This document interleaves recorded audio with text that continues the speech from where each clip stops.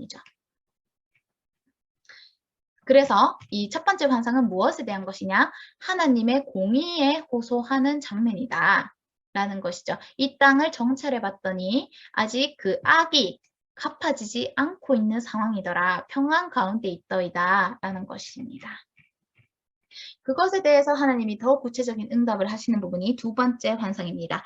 하나님께서 첫 번째 환상에서는 이렇게 말씀하셨어요. 14절에 내가 예루살렘을 위하여 시온을 위하여 크게 질투한다 라고 하시는데 두 번째 환상에서는 넷불과 대장장이 4명이 나옵니다. 이렇게 망치를 든 대장장이들이요. 이 넷불을 치는 장면이 나와요. 근데 이것에 대해서 먼저 성경을 볼게요. 스가랴서 1장 18절 내가 눈을 들어본즉 4개의 뿔이 보이기로 이에 내가 내게 말하는 천사에게 묻되 이들이 무엇이니까 하니 내게 대답하되 이들은 유다와 이스라엘과 예루살렘을 흩뜨린 뿔이니라. 그때에 여호와께서 대장장이 4명을 내게 보이시기로 내가 말하되 그들이 무엇하러 왔나이까 하니 대답하여 이르시되 그 뿔들이 유다를 흩뜨려서 사람들이 능히 머리를 들지 못하게 하니 이 대장장이들이 와서 그것들을 두렵게 하고 이전에 뿔들을 들어 유다 땅을 흩뜨린 여러 나라의 뿔들을 떨어뜨리라 하느니라 하시더라. 자, 여기에서 심판이 구체적으로 명시가 되죠. 유다 땅을 흩뜨린 여러 나라의 뿔들을 대장장이들이 와서 그거를 떨어뜨린대요. 근데 뿔이 무엇을 의미하냐면요. 아모스서 6장 13절에 우리의 힘으로 뿔들을 취하지 아니하였느냐. 여기서 뿔은 힘을 나타냅니다. 또 다니엘서 8장 8절에 순념소에 대한 장면에서 큰 뿔이 꺾어지고 그 대신에 현저한 뿔 넷이 하늘 사방을 향하여 났더라. 이때는 그 알렉산더 대왕이 그리스 시대 때 알렉산더 왕이 죽고 그 아래에서 그 4명의 장군들이 각각 나라를 세우는 그것을 미리 예언하는 장면이죠. 그래서 이때도 뿔이란 단어는 어떤 힘, 파워 또는 프라이드, 명예를 상징하는 단어라는 겁니다. 이것에 대해서 또 다른 말씀들도 있지만 여기서는 살펴보지 않고요. 계시록 17장 12절에서는 이 10뿔이 10왕이다 라고 하는 부분이 있습니다. 즉 권세를 나타내는 것이죠. 그러니까 이 스가랴 선지자가 본 4뿔은요. 이스라엘을 핍박하고 있는 뿔들이에요. 이스라엘을 핍박하는 이스라엘을 삼킨 열국을 나타내는 겁니다. 그래서 이 4뿔을 다른 말로 보면은 다니엘서 신상과도 연결지어서 이해할 수 있는데요. 다니엘서 신상이 금신상, 바벨론, 은신상, 바사, 페르시아, 그리고 동신상, 그런 동로마와 서로마 두 다리죠. 그리고 놋신상, 그리스죠. 그리고 맞나요? 메데 바사, 바벨론, 메데 바사, 그리고 그리스, 로마. 네. 그래서 동은 그리스고요. 놋은 로마.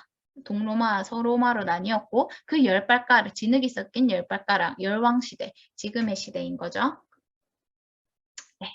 할 말은 많지만 어쨌든 여기에서 보면 재료가 금, 은, 동, 아이론 이렇게 4가지가 있어요. 쇠죠, 쇠, 아이론이. 네, 4가지가 있는데요. 이것이 4뿔과 숫자가 4개잖아요. 같다는 거예요. 숫자 4가 뭐를 의미합니까? 지상을 가리키는 단어예요. 그래서 이 4뿔이 결국엔 마지막에는 다니엘서 환상에서 마지막에 무엇이 등장합니까? 손대지 아니한 돌이 나와서 이 신상을 무너뜨렸다고 나와요. 그러니까 이 4뿔을 대장장이가 쳐서 떨어뜨리는 장면이 두 번째 환상이었다는 겁니다. 즉, 이 넷불은요, 동서남북 사방을 뜻하기도 해요.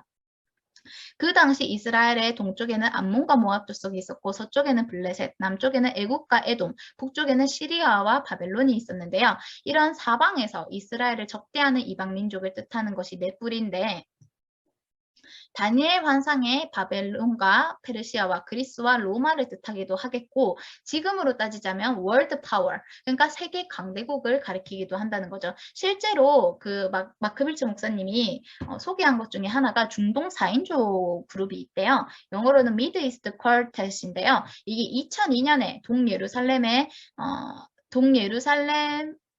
그런 결성된 단체인데 이것을 쿼텟, 4인조라고 부른다는 겁니다. 그 안에 회원국이요. 미국이랑 유럽연합이랑 유엔과 러시아가 있다고 해요. 이것이 주로 어떤 의제들이 있냐면 팔레스타인의 부흥과 예루살렘의 영토를 나누는 것에 대한 그런 이중국가, 투 스테이트의 실현의 목적을 두고 있다고 합니다. 실제로 이 미드이스트 쿼텟 홈페이지에 들어가 보면 자기들의 목적이 이런 영토를 나누는 그리고 이중국가를 실현하는 팔레스타인과 이스라엘 두 국가가 동시에 존재하는 그것을 목적으로 하고 있다라고 되어 있습니다. 하지만 그들의 진정한 속마음은 이스라엘을 아예 지도상에서 없애는 거겠죠. 그것이 나중에 그런 국가마국이나 아마겟돈 전쟁이나 여러 가지 전쟁을 통해서 또 실현이 될 것인데요. 그 회원국으로 이런 미국과 유럽연합, 유엔이 있다는 것입니다. 어쨌든 여기서 알 수 있는 것은 이스라엘은 하나님의 자녀인데 대적은 그들을 괴롭히려고 안달이 나 있어요. 하지만 마지막에는 하나님이 그들을 보복, 즉 테러라이즈 하실 거라는 겁니다. 그거에 대한 말씀이 요엘서 3장 1절 2절, 호세아서 11장 1절, 출애굽기 1장 12절, 시편 129편 1절에서 4절, 시편 83편 1절에서 4절까지 예언이 되어 있습니다. 그때 이스라엘을 대적했던 이방 민족, 가나안, 미디안, 블레셋, 아수르, 바벨론, 메데바사, 그리스, 로마 지금은 다 어떻게 되어 있습니까? 멸망했죠. 그래서 예레미야서 30장 11절 이는 여호와의 말씀이라 내가 너와 함께 있어 너를 구원할 것이라 너를 흩었던 그 모든 이방을 내가 멸망시킬지라 그럴지라도 너만을 멸망시키지 아니하리라 그러나 내가 법에 따라 너를 징계할 것이요 결코 무죄한 자로만 여기지는 아니하리라 라고 말씀하시는 장면이 나옵니다. 마치 여호사밧 골짜기에서 만국을 모아서 그곳에서 판결하신다는 하나님의 말씀을 생각나게 합니다. 어쨌든 이 첫 번째 환상에서 화석류 나무 사이 네 말들과 그런데 두 번째 환상에서 네 뿔들을 통해 강대국의 이스라엘에 대한 핍박과 또 그로 인해 강대국들이 누리는 평안을 보신 하나님은 이에 대한 천사의 호소, 스가랴서 1장 12절에 그 호소를 들으시고 두 번째 환상에서 이 강대국들을 테러라이즈, 보복하시기 위해서 그들을 멸망시킬 것을 선포하고 계시는 장면입니다. 그리고 이어지는 장면이 세 번째 환상이죠. 이 세 번째 환상에서 하나님은 측량줄로 이스라엘을 측량하시는 장면이 나와요. 자, 이 부분은 스가랴서 2장 1절에 있는 부분입니다. 내가 또 눈을 들어본즉 한 사람이 측량줄을 그의 손에 잡았기로 너가 어디로 가느냐 물은즉 그가 내게 대답하되 예루살렘을 측량하여 그 너비와 길이를 보고자 하노라 하고 말할 때에 내게 말하는 천사가 나가고 다른 천사가 나와서 그를 맞으며 이르되 이렇게 너는 달려가서 그 소년에게 말하여 이르기를 예루살렘은 그 가운데 사람과 가축이 많으므로 성곽 없는 성읍이 될 것이니라. 아까 제가 이 스가랴 선지자가 젊은 청년이라고 했잖아요. 그것을 알 수 있는 부분이 2장 4절의 소년. 마크빌주 목사님이 이 소년이라는 이 단어에서 우리가 또 알 수 있는 부분이다라고 하는 거죠. 네. 아까 여기 앞서서 내 짐승에 좀 제가 한 가지 수정을 하자면 이 아이론이 철입니다. 그런 철이라는 거, 요 브론즈가 동이나 놋이라고 할 수 있는 부분이고 아이론은 철이다. 이 부분을 다시 한번 제가 짚겠습니다. 어쨌든 이 세 번째 환상에서 측량줄을 잡은 사람이 이렇게 나오는데요. 이것에 대해서는 먼저 그 측량줄 잡은 사람이 누군가 그리고 6절부터 보면 오호라 5절에 여호와의 말씀에 내가 불로 둘러싼 성곽이 되며 그 가운데에서 영광이 되리라 하시면서 6절부터 너희는 북방 땅에서 도피할지어다. 여호와의 말씀이니라. 이는 내가 너희를 하늘 사방에 바람같이 흩어지게 하였음이니라. 여호와의 말씀이니라. 바벨론 성에 거주하는 시온아 이제 너는 피할지니라. 라면서 어떤 바벨론에 대한 심판을 말씀하시고 그와 동시에 그 안에 속한 이스라엘 민족을 구원하실 것을 예언을 하고 계십니다. 이 2장의 1절부터 13절까지 이 세 번째 환상에 대해서 하느님이 하시는 말씀이 너무나도 중요해요. 왜냐하면 이것은 마지막 때에 대한 예언이기도 하거든요. 예언이 이중적 성취가 있잖아요. 하나는 시작의 예언이기도 하고 종결의 예언이기도 한데 이때 이 말씀은 이 종결, 마지막 때에 하나님이 이 세계를 심판하실 것에 대한 예언이기도 합니다. 네, 여기 그림에서 보시는 것 같이 불로 된 성곽이다. 그리고 그리고 이 바벨론을 내가 온전히 멸할 것이다. 라는 장면이죠. 그래서 이 바벨론을 심판하실 때 이스라엘 백성에게 너는 따로 나와서 도피하고 있으라 라고 하나님이 말씀을 하고 계십니다. 또는 이 그림을 그 반대로 이스라엘에 있는 그 불로된 성곽을 치려고 하는 대적의 무리라 의 그림으로도 이해할 수 있겠죠. 그 두 가지로 저는 보입니다. 어쨌든 그 측량줄을 잡은 사람이 누구냐면요. 거기서는 사람이라고 표현을 했잖아요. 근데 그 사람에 대해서 스가랴서 1장 8절에서는 붉은 말을 탄 사람과 같은 사람이다라고 마크 빌츠 목사님은 말씀하고 계세요. 그러니까 이 사람이라고 표현이 되어 있는 이분이 바로 예수님이시라는 거죠. 성경에서 곳곳에서 본격적으로 예수님이 신약에서 성육신하기 이전에 사람으로 또는 여호와의 군대 대장으로 여호와의 사자로 등장하는 장면이 곳곳에 나오게 됩니다. 그런 아브라함이 소돔과 고모라에 대해서 롯을 구원하기 위해서 하나님 앞에 중보하는 장면에서도 그때는 사람이란 표현이 나오는데요. 그런 예수님이 성경에서 구약에서 이미 자신의 그런 하나님의 형상으로 나타난 부분들에 대해서 마크 빌츠 목사님은 그것과 동일하게 스가랴서 2장 1절에 나온 측량줄을 잡은 한 사람도 아까 첫 번째 환상에서 붉은 말을 탔던 그 사람과 동일한 한 분, 예수님을 가리킨다라고 말씀을 하고 계십니다. 그렇다면 그래서 그 예수님이 이스라엘에 대한 보호와 열방에 대한 심판을 예언하신다라는 것인데요. 그러면 이 측량줄이 무엇을 의미하냐라는 거죠. 이 장대와 측량줄은요. 그 안에 속한 사람들에게는 보호를, 그 밖에 있는 사람들에게는 심판을 가리킨다는 겁니다. 보시면 잠언 5장 21절에서 23절 대저 사람의 길은 여호와의 눈앞에 있나니 그가 그 사람의 모든 길을 평탄하게 하신다. 악인은 자기의 악이 걸리면 그 죄의 뭐에 매인되어 줄에 매이나니 그는 훈계를 받지 아니함으로 말미암아 죽겠고 심히 미련함으로 말미암아 혼미하게 되느니라. 하나님의 줄 안에, 하나님의 장대와 측량줄 안에 있는 사람들은 보호를 받아요. 근데 그 밖에 있는 사람들은 자기의 줄, 자기 죄의 줄에 스스로 얽매인다는 거예요.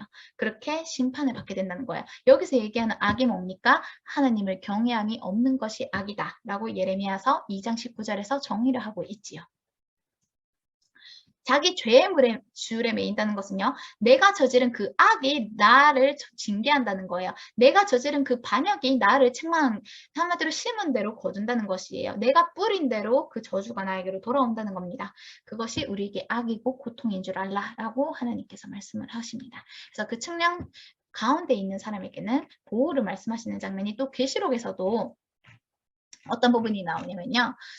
그런 성전 지대를 측량하는데 바깥들은 측량하지 말래요. 여기는 이방인에게 주었은즉 그들이 42달 동안 짓밟을 것이다 라고 말씀하시는 장면이 나옵니다. 그래서 거기는 측량하지 말라고 해요. 즉 하나님이 측량한다는 것은 그곳을 하나님이 줄로 재시고 장대로 지키시는 그런 의미가 있다는 것을 또 한번 볼 수가 있는 부분이죠.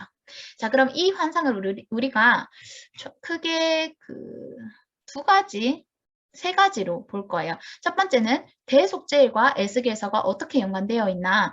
두 번째는 이 대속죄일과 대속죄일과 계시록의 두 증인이 또 어떻게 연결이 되어 있나. 마지막으로 대속죄일과 예수님의 재림이 어떻게 연결되어 있나를 볼 건데요. 먼저는 이 에스겔서에 측량하는 사람이 나옵니다. 에스겔서 40장 1절에서 3절에 보면요. 우리가 사로잡힌 지 25째 해, 성이 함락된 후 14째 해, 첫째 달, 열째 날에 여호와의 권능이 임했는데 그곳에서 이스라엘 땅에 성읍 형상 같은 것이 있고 남으로 향하여 성읍 형상 같은 것이 있는데 그 모양이 녹같이 빛난 사람 하나가 손에 3줄과 측량하는 장대를 가지고 문에 서 있다고 합니다. 이거 스가랴서 세 번째 환상에서 한 사람이 측량줄을 그 손에 잡았다는 것과 딱 일치하는 말씀이죠. 녹같이 빛난 사람. 우리 예수님 어떤 분이세요? 계시록에서 그 발이 빛난 주석과 같은 분이라고 적혀 있죠. 어쨌든 그 사람 하나가 손에 3줄과 측량하는 장비를 가지고 있다고 합니다. 근데 하필 이 예언을 환상을 본 시점이 그런 첫째 달, 성이 함락된 후 14째 해 첫째 달, 열째 날이라고 되어 있어요. 이것을 마크 빌츠 목사님은요. 이게 대속죄일 유대력으로는 7월이었다라고 말씀을 하시긴 하거든요. 그래서 어쨌거나 마크빌츠 목사님 설명으로는 이것이 유대력 7월 10일 대속죄일에 이런 환상을 봤다라고 말씀을 하셨던 것 같고, 그리고 여기에서 이게 14째 해라고 했잖아요. 성이 함락된 후. 이거는 예루살렘이 파괴된 지 14년이 지났다는 건데 그 14년은 7의 2배수예요. 근데 이사야서 40장 2절에서는요. 그 모든 죄로 말미암아 여호와의 손에서 벌을 배나 받았느니라 라는 장면이 나오거든요. 그러니까 이 14년이 14째 해라는 것은 14년이라는 것은 그 벌을 배나 받았다. 그런 것도 좀 예표를 하기도 한다는 겁니다.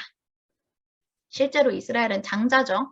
장자는요, 축복도 2배 받아요. 근데 그렇기 때문에 또 벌도 배나 받지 않았을까라고 우리가 생각을 할 수 있는 부분입니다. 그래서 이 에스겔서에 측량하는 사람도 스가랴서의 그 세 번째 환상과 연결되어 있는 한 분을 가리키고, 그리고 그런 측량에 대해서도 계시록 21장 17절에 이 말씀이 나오죠. 그 성곽을 측량함에 144, 이거 거룩한 성 새 예루살렘에 대한 말씀입니다. 144 규빗이니 사람의 측량 곧 천사의 측량이다. 그러니까 그 당시 예루살렘의 도시의 크기가 144 규빗이라는 건데, 이거는 실질적으로 미국의 전체 가로 길이 만큼의 크기라고 합니다. 엄청 크죠. 그게 그 성곽의 크기라는 거예요. 성곽이 이 당시 스가랴서 당시의 성곽과는 비교할 수 없을 만큼 엄청나게 커져 있죠. 그것에 대해서는 저희가 나중에 더 구체적으로 다룰 것입니다. 어쨌거나 이 부분의 연결성을 저희가 봤고요. 그리고 또 한편 우리가 생각해 볼 부분이 그런 이제 그 에스겔이 40장, 에스겔에서 40장에서 환상을 봤던 포로 함락이 된 지 첫째 달, 그러니까 포로 함락이 된 지 14년째에 그런 첫째 달 10일에 봤다는 것이 그건 민간력 기준으로 첫째 달을 얘기한 것이 아닌가. 그래서 그게 종교력으로는 7째 달이 되는 거고 사실상 그날이 대속죄일이었다라고 우리가 또 이해를 할 수가 있을 것 같습니다. 실제로 마크빌츠 목사님도 이때는 그 민간력을 기준으로 그 말을 한 거다라고 했던 것 같은데 이 부분은 다시 한번 확인이 필요할 것 같습니다. 어쨌든 그렇고요. 두 번째, 그렇다면 이것이 에스겔서뿐만이 아니라 계시록과는 어떤 유사성이 있는가? 자, 스가랴서에서 네 뿔이 나왔죠. 근데 그것이 아까 제가 설명할 때 다니엘서에 금, 은, 동, 아이언, 즉 그 쇠, 철, 그것과 연결된 부분이라고 제가 말씀을 드렸습니다. 네, 아이언이죠. 그런데 그것이 계시록에서 또 짐승이 나오는 장면이 나와요. 7머리 달린 짐승이 나오는데요. 그 계시록에서도 스가랴서의 네 뿔은 여전히 이스라엘을 압제하고 있습니다. 하지만 그 하나님께서는 두 증인을 통해 그들을 심판하실 거예요. 계시록 11장 1절에서 4절 또 내게 지팡이 같은 갈대를 주며 말하기를. 여러분 뭐를 줬대요? 지팡이 같은 갈대를 줬대요. 아까 에스겔서랑 스가랴서에서 뭐가 있었대요? 장대가 있었잖아요. 측량줄이 있었잖아요. 계시록에서도 갈대가 나오는 거예요. 이 갈대를 뭐예요? 하나님의 성전과 제단과 그 안에서 경배하는 자들을 측량한대요.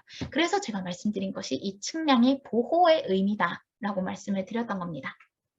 그런데 성전 바깥마당은 측량하지 말래요. 이거는 거룩한 성을 42달 동안 짓밟는 이방인에게 주어진 것이기 때문이다. 하지만 동시에 하나님은 두 증인에게도 권세를 준다고 하십니다. 그들이 굵은 베옷을 입고 1260일, 즉 3년반을 예언을 하는데요. 그들은 이 땅에 주 앞에 서 있는 두 가난나무와 두 촛대다. 이건 다음 네 번째 환상, 요수아 환상에서 다섯 번째 환상, 순금 등장대와 두 가난나무 환상에서 다시 한번 볼 것입니다. 어쨌든 여기에서 이 측량하는 이 부분에 대해서 이 마크빌츠 목사님은 두 증인이 모세와 엘리야라고 생각을 하세요. 왜냐? 모세가 엘리야가 행했던 그 표적이 물이 피가 되게 하고 뭐 이런 여러 가지 이적을 행했는데요. 그게 계시록의 두 증인이 행하는 표적과 맞닿아 있다는 거죠. 물이 피가 되게 하고 하늘에서 불이 떨어지게 했던 그런 것들이 그 모세와 엘리야가 했던 이적과 유사하기 때문에 마크빌츠 목사님은 이 둘이 다시 내려올 것이다. 실제로 마태복음에서 예수님이 변화산에서 변형되실 때도 그렇게 같이 등장했던 두 인물이 모세와 엘리야였어요. 그러니까 그때 등장했던 모세와 엘리야가 마지막 예수님의 초림 때 함께했던 그 둘이 예수님의 재림 때 그 시기에도 그 이렇게 3년 반에 두 증인으로서 내려올 것이다 라고 마크빌츠 목사님은 생각을 하십니다. 이스라엘은 그리고 전통적으로도 6월절에 엘리야가 다시 올 것이라고 생각한대요. 그래서 계시록의 두 증인은 6월절에 예루살렘에서 정체를 드러내지 않을까. 왜냐하면 이스라엘이 전통적으로 생각하는 그런 뭐 미드라시나 이런 부분에 있어서 아마 이런 내용들이 있나 봐요. 그래서 두 증인이 6월절에 활동을 시작하면 그 사역을 마치는 3년 반 뒤가 그 로시 하샤나 나팔절과 용키푸르 대속죄의 일 사이의 시기가 된다고 합니다. 마침. 그러니까 그 두 증인이 부활하는 그 시기도 묘하게 대속죄가 좀 이렇게 뭔가 시기적으로 비슷할 것이다 라고 마크빌츠 목사님은 추측을 하신대요. 그래서 두 증인이 모세와 엘리야일 수도 있고 에녹과 엘리야일 수도 있고 뭐 다른 두 증인일 수도 있지만 어쨌든 이런 또 의견이 있다라는 것을 전달해 드리면서요. 이 당시 예루살렘의 상태는 어떨까? 아까 우리가 이 네 뿔이 이스라엘을 압제하는 것과 같은 그런 모습일 것이다. 마지막 때에도. 이때 예루살렘도요. 마찬가지로 영적인 소돔과 같습니다. 신명기 32장 32절 33절에 보면 이 당시 예루살렘의 포도나무와 그 밭의 소산을 마치 소돔과 고모라의 것처럼 하나님께서 말씀을 하세요. 그들의 포도는 독이 든 포도다. 그들의 포도주는 뱀의 독이다. 라고 하시는 말씀, 독사의 맹독이다. 라고 강조를 하시는데요. 계시록 11장 7절에서 9절을 봐도요. 그들의 시체가 큰 성 길이 있으리니 그 성은 영적으로 하면 소돔이라고도 하고 애굽이라고도 하니 곧 그들의 주께서 십자가에 못 박히신 곳이라. 예수님이 어디에서 십자가에 못 박히셨습니까? 골고다 언덕. 골고다 언덕이 어디에 있었습니까? 예루살렘에 있죠. 그러니까 두 중에는 예루살렘에서 활동을 하는데 거기는 영적으로는 소돔과 애굽과 같다는 것입니다. 그래서 그 다음 계시록에 이어지는 장면이 두 증인이 그 올라온 짐승에 의해서 죽임을 당하고 그 시체가 길거리에 사흘 동안 전시가 돼요. 근데 마크비츠 목사님은 여기서 그 두 시체가 길거리에 전시된다는 의미는 당시의 상황이 이방인이 이미 예루살렘을 점령한 시기일 것이라고 말씀을 하세요. 왜냐하면요. 이스라엘은 시체를 무조건 당일에 매장하는 그런 습관이 전통이 있대요. 근데 이게 지켜지지 않았다는 것은 이미 그때는 이스라엘 땅이 이방 민족에 의해 나누어진 상태고 그런 시점이라는 것이죠. 시체를 길거리에 전시한다는 것으로도 우리가 이스라엘이 어떠한 상황 가운데 있게 될 것을 추론을 할 수가 있다는 겁니다. 네.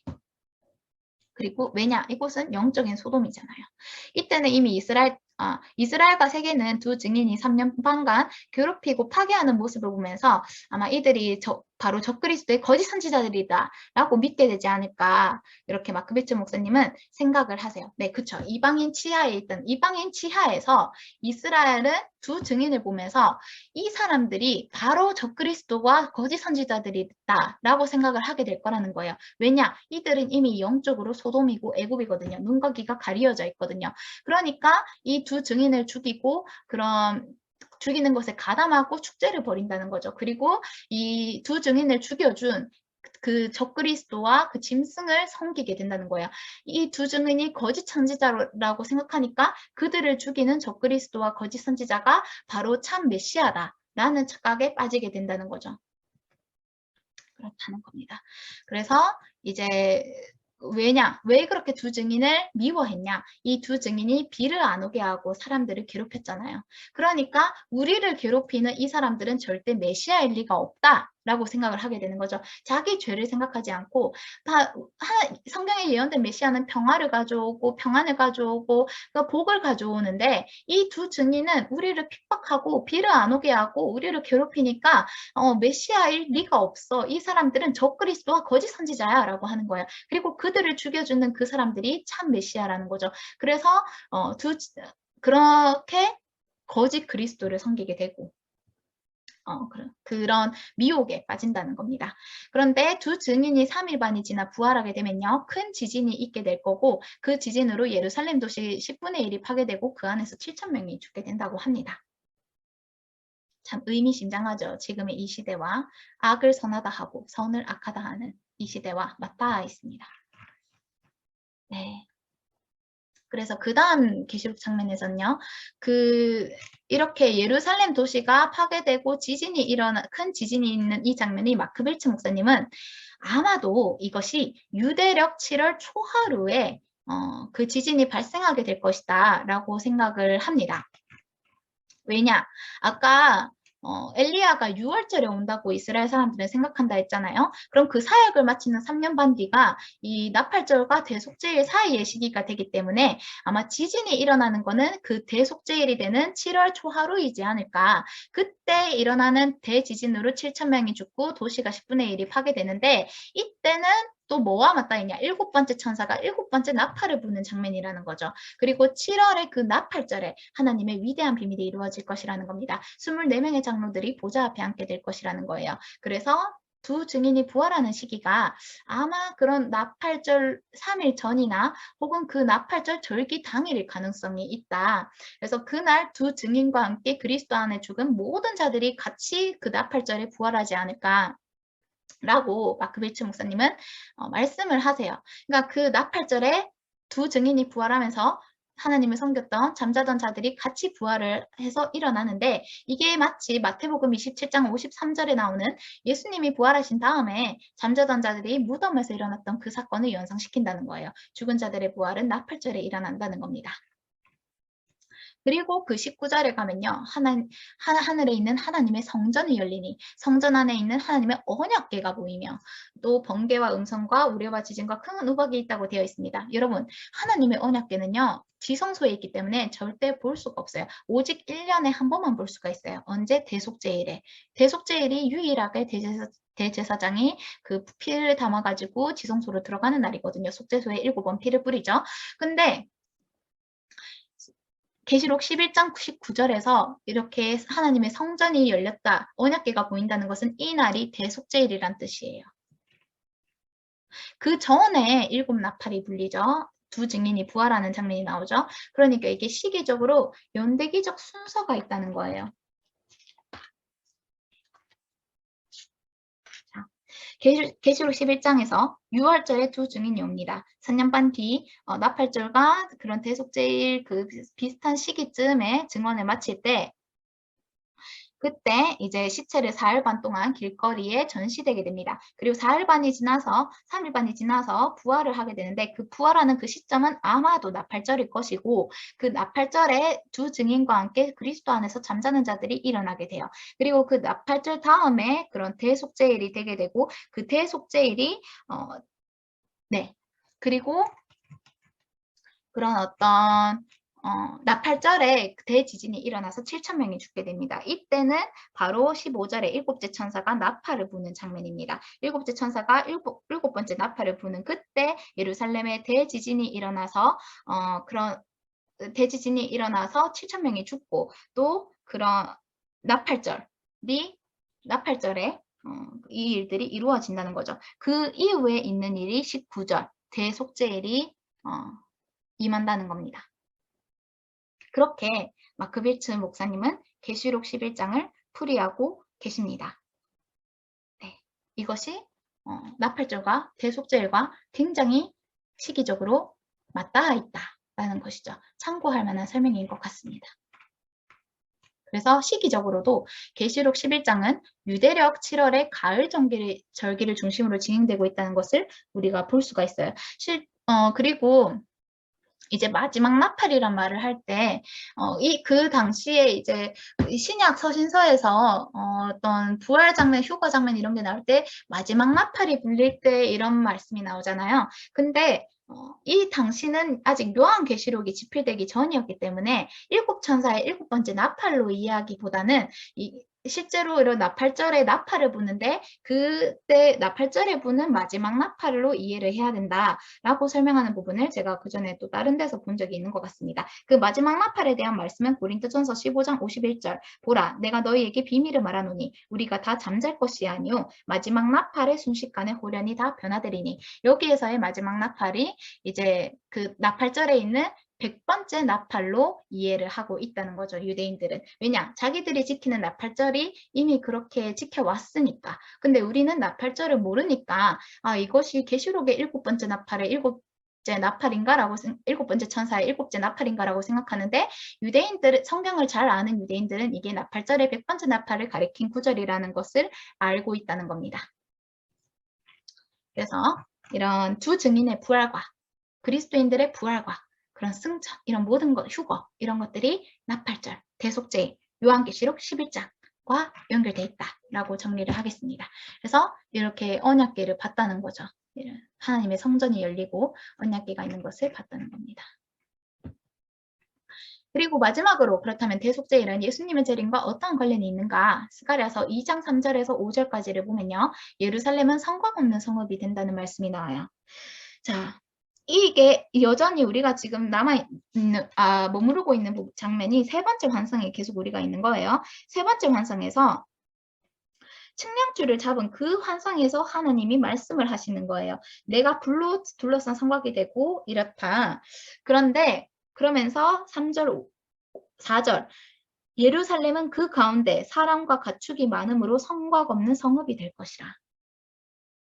와, 이것이요. 이사야서 60장 19절에서 22절을 보겠습니다.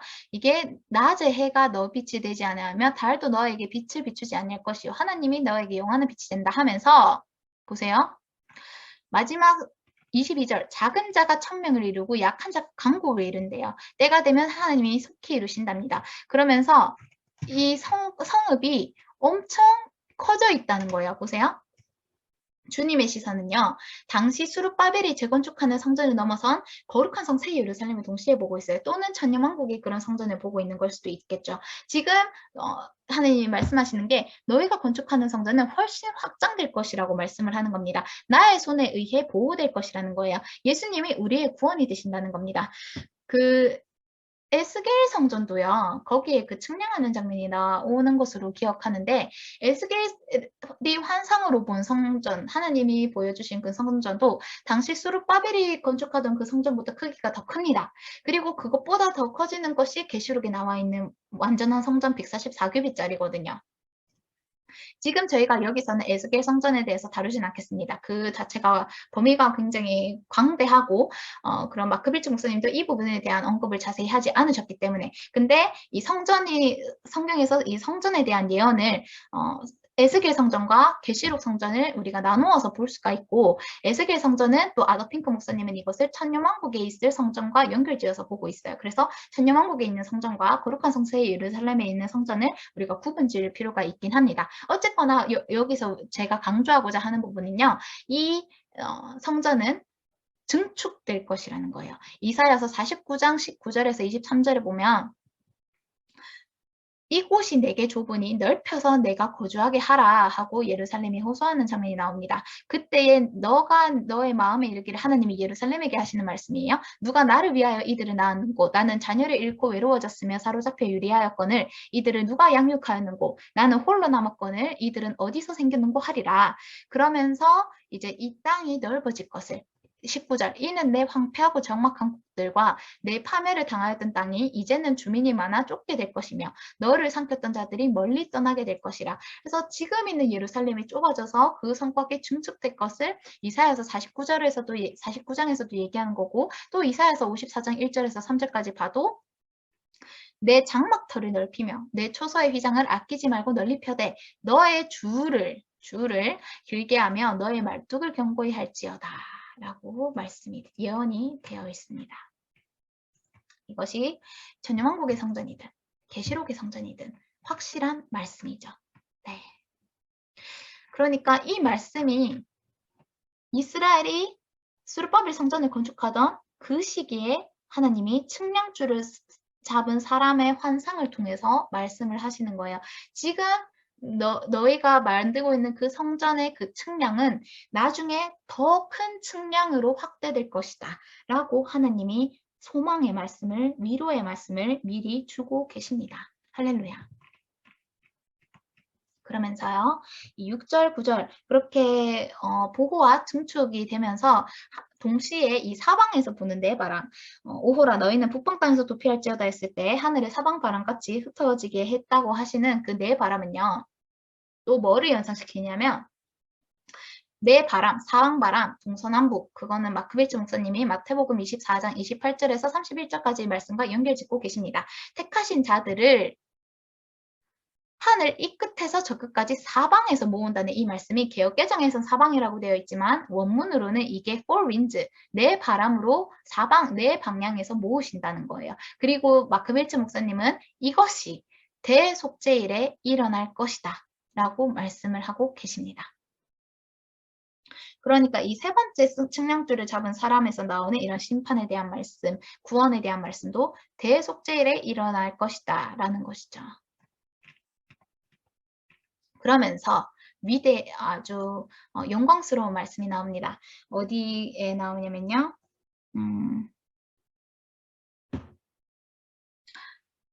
그죠? 만군의 여호와께서 이같이 말씀하시되 이 부분이 18절부터 스가랴 2장 8절부터 나옵니다. 만군의 여호와께서 이같이 말씀하시되 영광을 위하여 나를 너희를 노력한 여러 나라로 보내셨나니 너희를 범하는 자는 그의 눈동자를 범하는 것이라. 내가 손을 그들 위에 움직인즉 그들이 자기를 섬기던 자들에게 노력거리가 되리라 하셨나니 너희가 만군의 여호와께서 나를 보내신 줄 알리라. 그러면서 10절에서도 내가 와서 내 가운데 머물 것이라 11절에서도 나는 내 가운데 머물리라. 이렇게 계속 나라는 말씀이 반복됩니다. 여기서 나는 누구겠어요? 여기서 나가. 8절 만군의 여호와께서 이같이 말씀하셨어요. 여호와께서 나를 너희를 노력한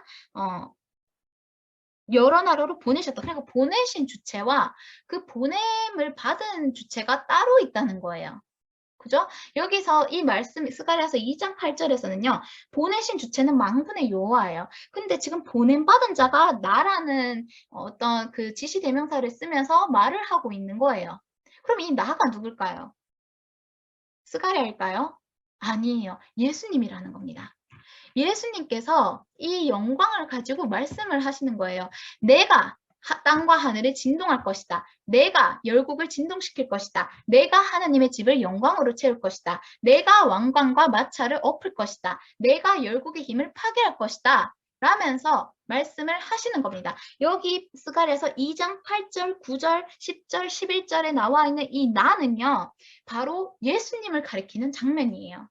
그러니까 아까 2장 그 1절, 2절에서 한 사람이 측량줄을 그 손에 잡았다고 했던 그 사람이 예수님이라는 거예요. 에스겔서의 측량줄을 잡은 사람이 예수님이에요. 계시록에서 말씀하는 그 나가 예수님이라는 겁니다. 예수님이 이 모든 것을 할 겁니다. I will 이 반복되고 있는 장면입니다. 그것을 너희는 뭐 해라? Behold, 보라는 거예요. 너희는 잠잠히 서서 여호와께서 너를 위하여 행하시는 구원을 보라는 겁니다. 내가 하겠다는 거예요. 그래서 그러한 예수님 재림에 대한 예언이 스가랴서 2장 10절 11절 뿐만이 아니라 요한복음, 이사야, 시편, 예레미야, 스바냐, 다니엘, 계시록 모든 성경에 나와 있어요. 근데 예수님의 재림의 미성취 예언이죠. 아직 10절 11절에 많은 나라가 여호와께 속하여 내 백성이 될 것이라는데 아직까지 주님의 백성이 되지 않았잖아요. 이건 미성취된 예언이고 이것은 반드시 나팔절 로시 하샤나에 성취될 것이라고 마크 빌츠 목사님은 말씀을 하십니다. 그래서 예레미야서 50장 4절 5절 여호와의 말씀이니라. 그날 그때에 이스라엘 자손이 돌아오며 유다 자손도 함께 돌아오되 그들이 울면서 그 길을 가며 그의 하나님 여호와께 구할 것이며 그들이 그 얼굴을 시온으로 향하여 그 길을 물으며 말하기를 너희는 오라 잊을 수 없는 영원한 언약으로 여호와와 연합하라. 여러분 연합 우리 이거 아까 언제 봤어요? 대속죄일에서 스가랴서 11장에서 대속죄일에 대제사장의 지성소에 2번 들어가는 것은 총과 연합. 마지막에 온 이스라엘이 하나님과 화목하게 하기 위해서 물론 그 이스라엘 안에는 영적인 이스라엘인 우리를 포함하는 거기도 합니다. 그 연합하라고 하는 거예요. 그리고 계시록 11장을 보면요. 나팔절에 그렇게 두 증인과 성도들이 부활을 한다면 그것을 보는 이스라엘이 하느님께 돌아오게 된다는 거죠. 이 말씀이 나팔절에 성취된다는 겁니다. 그리고 대속죄일로 지나가게 됩니다. 계시록 11장 19절에서요. 그래서 스가랴서 2장 12절 여호와께서 장차 유다를 거룩한 땅에서 자기 소유를 삼으시고 다시 예루살렘을 택하시리니. 이 이스라엘이 다시 돌아올 것에 대한 예언이 이사야서 14장 1절, 56장 3절, 54장 2절에서 10절까지 예언이 되어 있습니다. 내가 넘치는 진노로 내 얼굴을 내게서 잠시 가렸으나 영원한 자비로 너를 긍휼히 여기리라. 너의 누구? 구속자 여호와께서 말씀하셨느니라. 구속이 redemption, 그 안에 그 백성을 속죄 대속하는 것뿐만 아니라 인도하는 것까지 포함한 개념이라는 거죠. 그래서 2장 13절 그것에 대해서 모든 육체가 여호와 앞에 잠잠할 것은 여호와께서 그의 거룩한 처소에서 일어나심이니라 하라 하더라. 여러분, 대속죄일을 준비하는 마음, 대속죄일 40일 전인 지금부터 우리가 어떤 마음으로 하나님 앞에 있어야 됩니까? 잠잠한 마음으로 be still 하라는 거예요. 가만히 서서 여호와가 행하시는 구원을 보라는 겁니다. 하나님이 너희를 위해서 이루신 대속을 묵상하라는 거예요. 하나님 앞에 잠잠하라. 모든 육체는 여호와 앞에서 잠잠할 것이니라. 주님은 그의 거룩한 처소에서 일어나실 거예요. 시편 44편 23절, 24절, 이사야서 51장 9절에서는요. 계속해서 백성이 하나님을 깨우는 장면이 나와요. 주여 깨소서 어찌하여 주무시나이까. 일어나시고 우리를 영원히 버리지 마소서. 어찌하여 주의 얼굴을 가리시고 우리의 고난과 압제를 잊으시나이까. 여호와의 팔이여 깨소서 깨소서 능력을 베푸소서. 옛날 옛시대에 깨신 것 같이 하소서. 라합을 점이시고 용을 찌르시니까 어찌 주가 아니십니까. 예수님의 12제자들도 그 고물에 주무시는 예수님을 흔들어 깨우죠. 주여 깨소서 어찌하여 이 상황을 이 난관을 보시지 않으시는 겁니까? 그때 예수님이 제자들에게 뭐라고 말씀하십니까? 그때 예수님의 반응이 무엇이었습니까? 바다를 향하여 꾸짖어 이르시되 잠잠하라 하시는 거죠. 그리고 그 제자들이 향해서 너희가 믿음이 이렇게 작으냐? 라고 하시는 말씀이 나옵니다. 자, 이 부분이 어디에서 나오냐면요. 그 마태복음이 아니죠. 어디에 있었죠? 예수님이 그렇게 주무시는 예수님이 누구시기에 그 바다와 파도도 예수님께 순종을 하는가 하고 제자들이 의아하게 여기는 그 장면을 제가 지금 좀 보고 싶거든요. 네, 어쨌든 지금 제가 찾지는 못하겠네요. 어쨌든 그 부분을 우리가 또 묵상이 저는 개인적으로 되었습니다. 네. 네. 마가서 4장입니다. 감사합니다. 그 마가서 4장에 우리가 이 부분을 지금 좀 같이 보면 좋겠어요. 4장 35절. 그날 저물 때에 제자들에게 이르시되 우리가 저편으로 건너가자 하시니 그들이 무리를 떠나 예수를 배에 계신 그대로 모시고 가매 다른 배들도 함께 하더니 큰 광풍이 일어나며 물결이 배에 부딪혀 들어와 배에 가득하게 되었더라. 예수께서는 고물에서 베개를 베고 주무시더니 제자들이 깨우며 이르되 선생님이여 우리가 죽게 된 것을 돌보지 아니하시나이까. 자, 여기서 제자들이 하는 선생님이여 우리가 죽게 된 것을 돌보지 아니하시나이까. 이것이 시편과 이사야서와 꼭 같은 말씀이 아닙니까? 그러자 예수님께서 깨어 바람을 꾸짖으시며 바다더러 이르시되 뭐하라 잠잠하라 고요하라 하시니 바람이 그치고 아주 잔잔하여지더라. 이에 제자들에게 이르시되 어찌하여 이렇게 무서워하느냐 너희가 어찌 믿음이 없느냐 하시니 그들이 심히 두려워하여 서로 말하되 그가 누구이기에 바람과 바다도 순종하는가 하였더라. 여러분 지금 우리가 하나님 앞에 해야 될 것은 예수님께서 이 당시에 배에 그대로 모시고 갔어요. 제자들이 함께 계셨어요.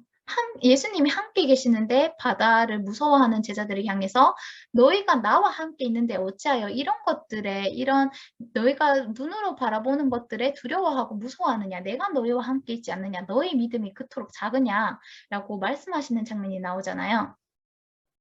하나님께서 뭐라고 말씀하십니까? 모든 육체가 여호와 앞에 잠잠할 것은 여호와께서 그의 거룩한 처소에서 일어나심이니라.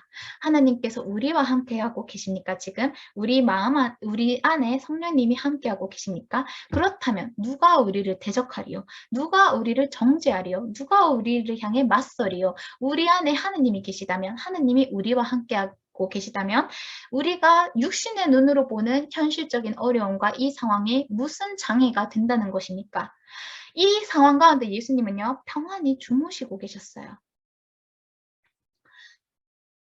나의 노루야, 아가서에서 노루야, 나의 사랑하는 자를 깨우지 말라. 왜요? 하나님이 함께 하시면 그곳은 평안이에요.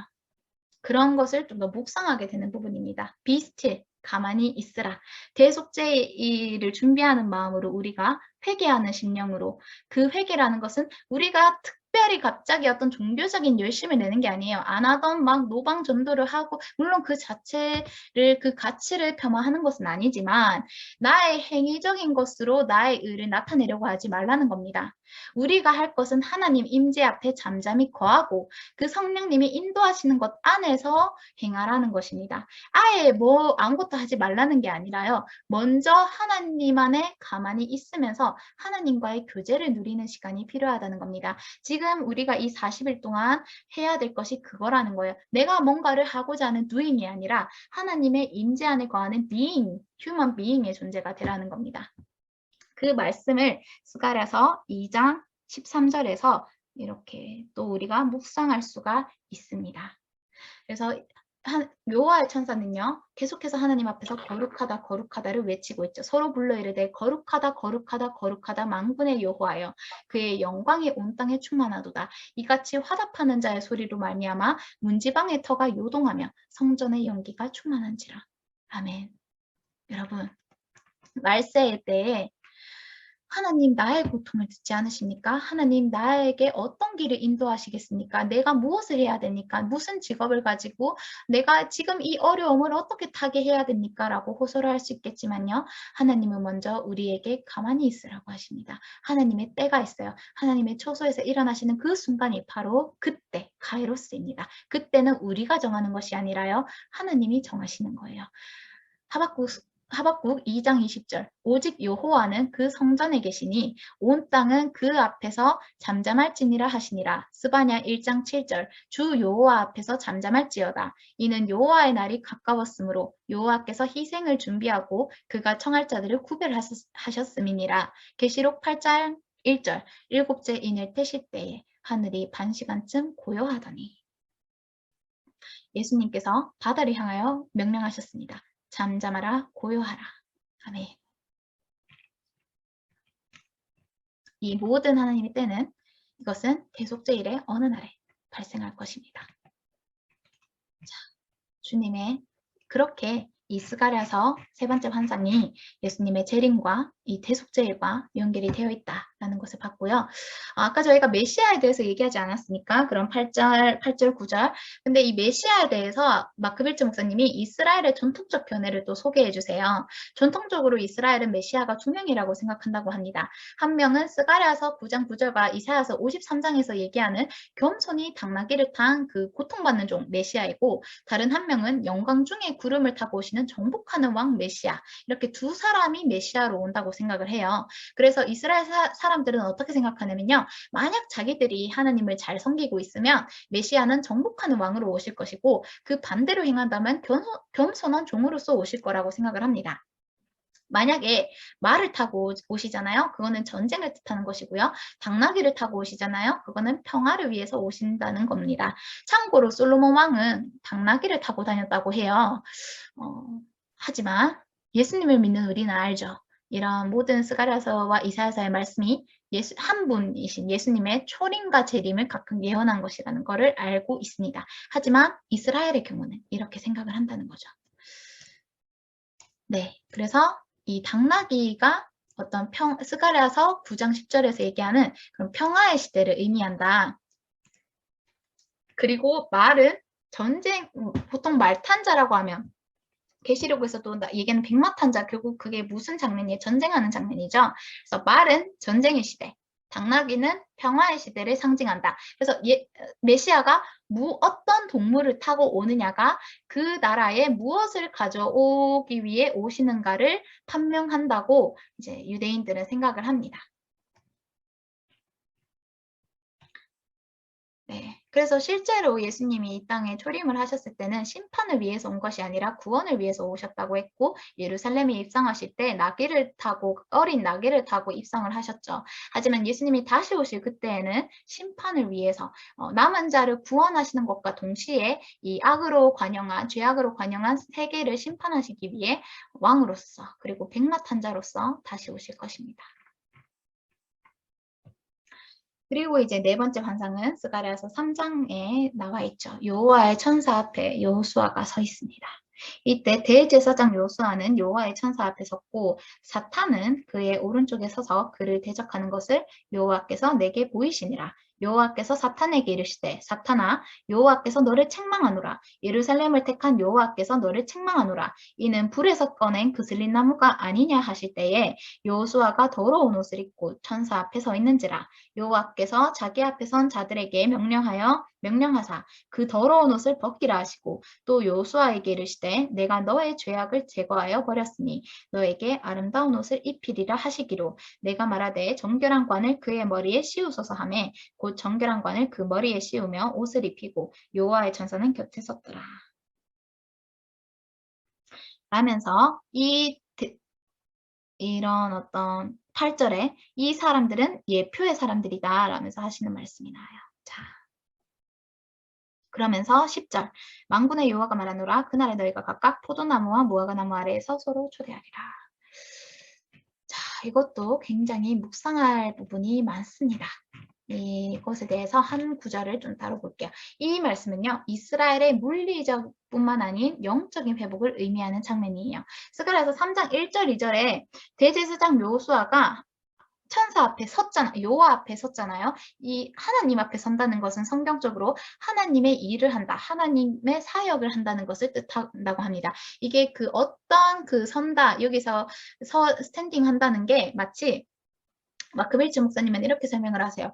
홀 서빙하는 그런 웨이터, 웨이트리스가 주문을 기다리며 대기하고 있는 것 같아요. 우리가 식당에 들어가면요. 그 웨이터가 주문을 대기하면서 이렇게 서 있잖아요. 서서 대기하잖아요. 그러니까 성경에서 하나님 앞에 선다라고 했을 때 그것은 하나님의 명령을 기다려서 하나님의 말씀을 받기 위해 서서 대기하는 그런 의미라는 거죠. 그것과 관련된 말씀이 신명기서 10장 8절에 여호와께서 레위 지파를 구별하여 여호와의 언약궤를 매게 하며 여호와 앞에 뭐해서 서서 그를 섬기며 라고 되어 있죠. 이 서서, 앞에 서서라는 것이 사역을 한다는 의미라는 거죠. 이사야서 61장 6절 오직 너희는 여호와의 제사장이라 일컬음을 받을 것이라 사람들이 너희를 우리 하나님의 봉사자라 할 것이며 너희가 이방 나라들의 재물을 먹으며 그들의 영광을 얻어 자랑할 것이니라 라고 되어 있습니다. 즉 요수아가 천사 앞에 섰다는 건 대제사장으로서 섰다는 것을 의미해요. 즉 개인이 아닌 나라를 대표한다는 겁니다. 레위기서 16장 17절에서 그 대속죄일에 속죄하러 들어가는 것은요. 그의 집, 자기뿐만이 아닌 그의 집안과 이스라엘 온 회중을 위해서 속죄하는 거예요. 그러니까 요수아가 하나님 앞에 선 것은 자기뿐만이 아닌 나라를 대표해서 선 거죠. 근데 나라를 대표해서 섰는데요. 그 상태가 어땠습니까? 불에 꺼낸 그슬린 나무와 같았어요. 더러운 옷을 입고 있다는 거예요. 그거는 대제사장 요수아 자기뿐만이 아니라 그 나라를 대표해서 그 앞에 선 것이기 때문에 그 온 이스라엘의 상태를 대표하는 거기도 한다는 거죠. 그 당시 이스라엘은 어떤 상태냐? 시험에 든 상태라는 거예요. 죄로 옷 입은 상태라는 거예요. 더러운 옷이라는 거예요. 그죠? 그러면서 하나님께서 사탄에게 사탄아 여호와께서 너를 책망하노라 라고 말씀하시는데요. 여기에서 이 사탄의 히브리어 의미는 adversary라고 해서 대적자를 가리키는 단어라고 합니다.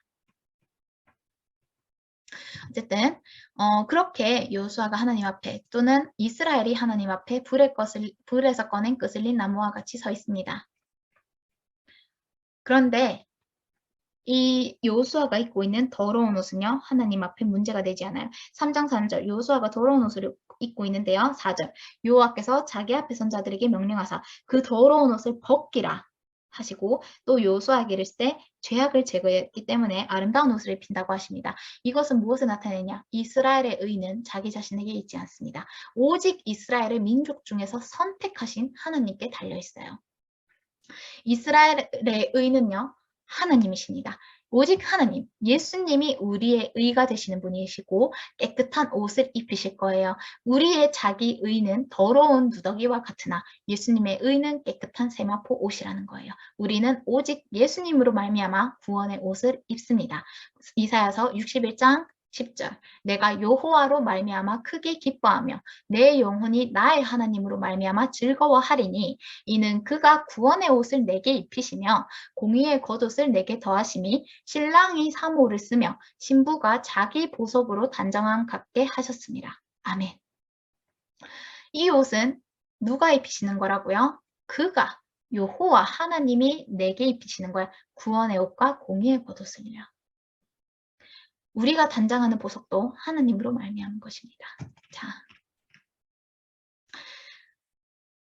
그러면서 우리에게는 그렇게 따뜻한 위로의 말씀, 그런 옷을 아름다운 옷을 입혀주지만 하나님이 그 대적자 사탄은 책망하시죠. 이 책망하시는 장면이 시편 106편 9절에서도 보이는데요. 이에 홍해를 꾸짖으시니 곧 마르니 그들을 인도하여 바다 건너가기를 마치 광야를 지나감 같게 하사. 이사야서 17장 12절에서 13절 슬프다 많은 민족이 소동하였으되 바다 파도가 치는 소리같이 그들이 소동하였고 열방이 충돌하였으되 큰 물이 몰려온같이 그들도 충돌하였도다. 열방이 충돌하기를 많은 물이 몰려온과 같이 하나 주께서 그들을 꾸짖으시리니 그들이 멀리 도망함이 산에서 겨가 바람 앞에 흩어진 같겠고 폭풍 앞에 떠도는 티끌 같을 것이라. 하나님이 책망하실 때는요 반드시 뭐가 나타난다? 권능이 나타나요. 하나님은 그냥 책망하시지 않습니다. 그 말씀이 입에서 선포되는 순간 권능이 나타나요. 자, 그래서 하나님이 사탄에게 책망하는 이 책망의 순간에도 권능이 나타나는 장면인 거예요. 그러면서 이 하나님이 요수아에게 아름다운 옷을 입혀주는 이 부분은요. 마치 이렇게 말씀하는 것 같아요. 한편으로는 이방 민족을 책망하면서도요. 다른 한편으로는 이스라엘을 위로하시는 거예요. 누가 너를 책망하느냐? 참수하는 자 사탄에게도 같이 말씀하시는 거예요. 누가 내가 택한 너, 요수아, 이스라엘을 책망할 수 있겠냐? 내가 너와 함께 서 있다. 내가 너에게 깨끗한 의의 옷을 입힐 것이다. 누가 나를 대적하겠느냐? 너를 대적하는 자는 나를 대적하는 자이다. 왜냐하면 내가 너와 함께 있고 나의 이름이 너에게 있기 때문이다.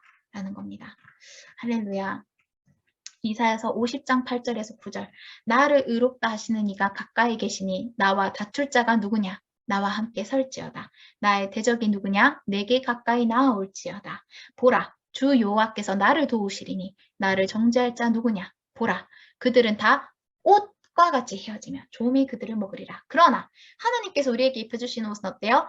헤어지지 않는 옷이야. 영원한 옷이에요. 의의 옷입니다. 아름다운 옷입니다. 이 말씀이 그대로 로마서 8장 31절에서 35절에 반복되고 있습니다.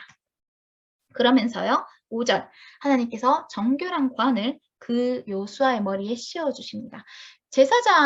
요수아가 제사장이죠. 대제사장인데 이 관은요. 여호와께 성결, 여호와께 거룩이라는 글귀가 새겨져 있어요. 출애굽기 28장 36절에서 38절을 보면요. 그것과 같이 우리의 왕관은요. 하나님의 거룩함입니다. 이사야서 61장 10절에 아까 우리가 읽었는데 이때 봤던 표현이 뭐가 있어요? 신랑이 사모를 쓰며 신부가 자기 보석으로 단장함 갖게 하셨다는 겁니다. 우리의 왕관은 하나님이십니다. 이게 또 내 손에 왕관이 되게 하겠다. 라고 이 아름다운 말씀을 이사야서 62장 3절에서도 너는 또 여호와의 손에 아름다운 관, 너 하나님의 손에 왕관이 될 것이라 라고 말씀이 되어 있죠. 그 관을 하나님이 지금 요수아에게 씌워주시는 장면입니다. 그리고 여기서요. 또 하나 볼 수 있는 장면이 그런 숯불이 나오는 부분이 있죠. 여기 환상에서는 나오지가 않네요. 네. 그런데 그 다른 말씀에서 또 보면요. 그 숯불을 얹고 난 뒤에 그 금으로 하나님의 이름을 아래로 새긴 머리띠를 매는 그런 장면이 나오는 부분이 있어요. 그거는 마치 또 아까 정결한 관, 거기에서 우리가 또 하나 볼 수 있는 거는 하나님이 계시록 7장 3절에서 그 택하신 백성의 이마에 인치는 것과 같다라고 마크 빌츠 목사님은 말씀을 하십니다. 계시록 7장 3절 이르되 우리 하나님의 종들의 이마에 인치기까지 땅이나 바다는 나무들을 해하지 말라 하더라. 그리고 계시록 14장 1절에서도 그들의 이마에는 어린 양의 이름과 그 아버지의 이름을 쓴 것이 있더라.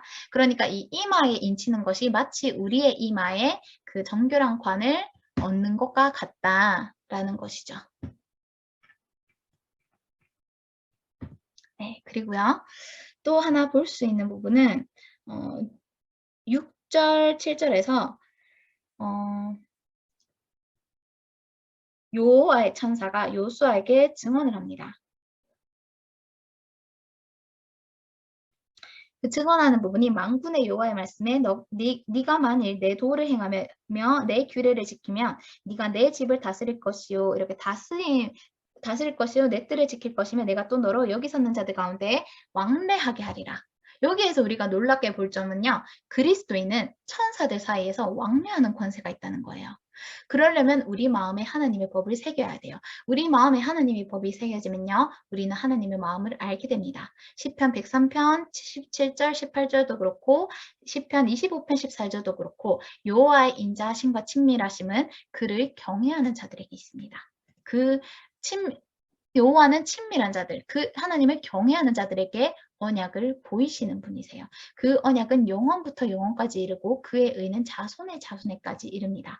이 사람들은 어떤 사람들이냐? 곧 그의 언약을 지키고 그의 법도를 기억하여 행하는 자들입니다.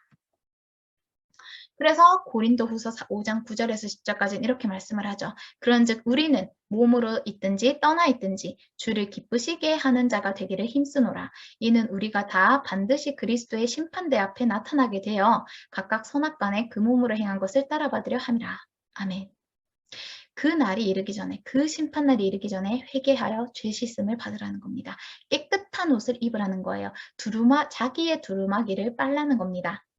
그리고 그거를 할 수 있는 것은 우리 마음에 하나님의 법이 새겨져야 그렇게 하나님의 마음을 알게 될 때 우리가 그런 모든 하나님의 친밀하심을 얻게 된다는 것이고요. 그러한 우리에게 있는 권세는 마치 천사들 사이에서 왕래하는 권세가 있게 된다는 것입니다. 너무나도 놀라운 장면이죠. 그리고 아까 제가 앞에서 얘기했던 이 숲을 관련된 부분은요. 그런 이사야서 6장을 같이 참고해서 읽으시면 좋겠습니다. 이사야서 6장 6절에 이 부분이 나와요. 5절에서 이사야가 하나님의 영광을 보고 그때에 내가 말하되 화로다 나여 망하게 되었도다. 나는 입술이 부정한 사람이요. 나는 입술이 부정한 백성 중에 거주하면서 만군의 여호와이신 왕을 배웠음이로다 하였더라. 이게 하나님 앞에서는 우리의 당연한 반응이 하나님의 거룩함 앞에서는 이토록 당연한 말이 나오게 되는 거예요. 여호수아가 더러운 옷을 입고 하나님의 천사 앞에 섰을 때 마치 이러한 마음이지 않았을까. 근데 이때 하나님께서 스가랴서 3장 4절에 여호와께서 자기 앞에 선 자들에게 명령해서 그 옷을 바꾸십니다. 그것처럼 이사야서 6장 6절에서도요. 그때에 그 스랍 중에 하나가 부젓가락으로 제단에서 집은 바 핀 숯을 손에 가지고 내게로 나와서 그것을 내 입술에 대며 이르되 보라 이것이 네 입에 닿았으니 네 악이 제하여졌고 너의 죄가 사하여졌느니라 하더라. 아멘.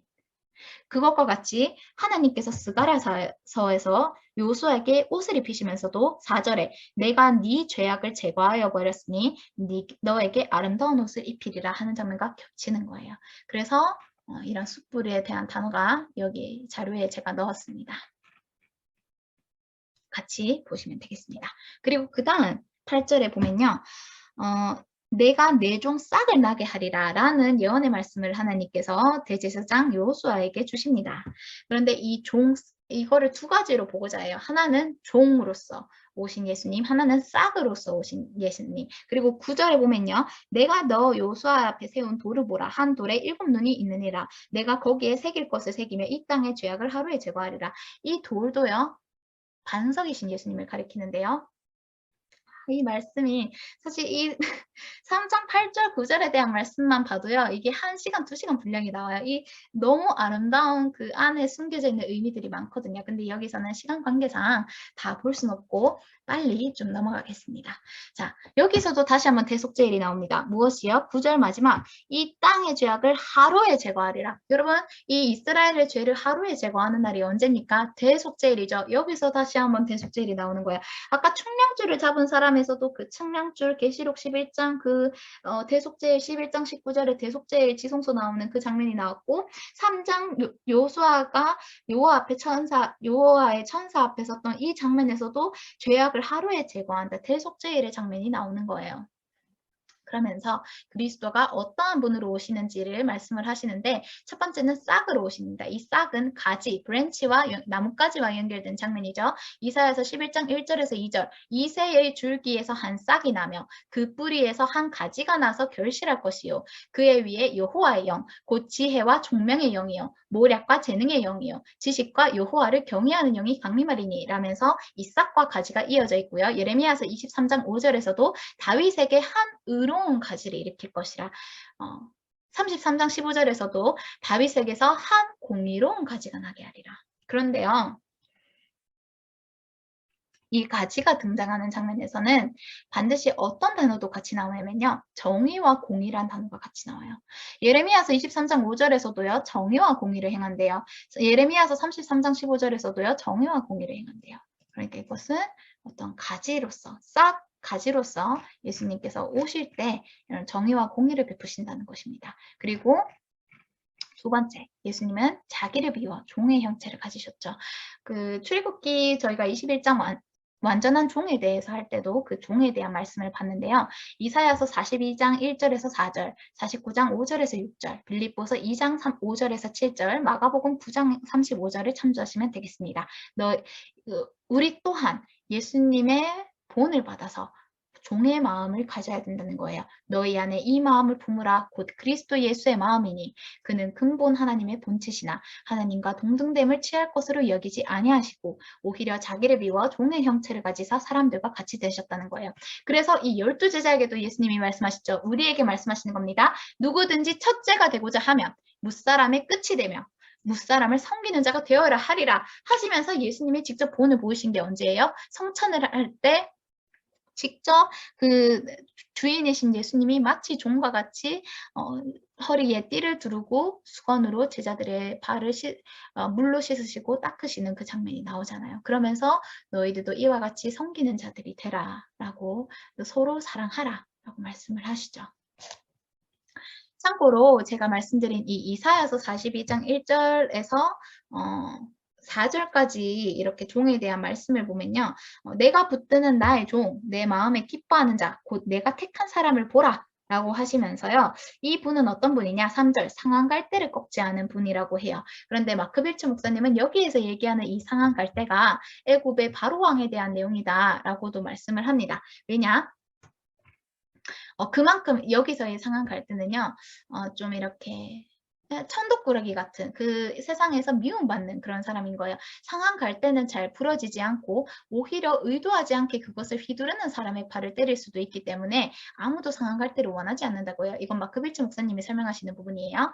그러면서 그 목사님은 이렇게 질문을 하세요. 우리는 삶에서 얼마나 이처럼 상한 갈대와 같은 자들을 많이 만나며 우리의 반응이 그런 사람들을 살리기보다는 부서뜨리고 싶어 하는가. 근데 하나님은 어떤 분이세요? 상한 갈대를 꺾지 않으시는 분이라는 거예요. 네, 그래서 그렇게 이제 좀 참 첨언을 하셨습니다. 그리고 또 그리스도 종으로 오셨고 싹으로 오셨고 오셨는데 또 사람의 아들로도 그리스도께서 오셨죠.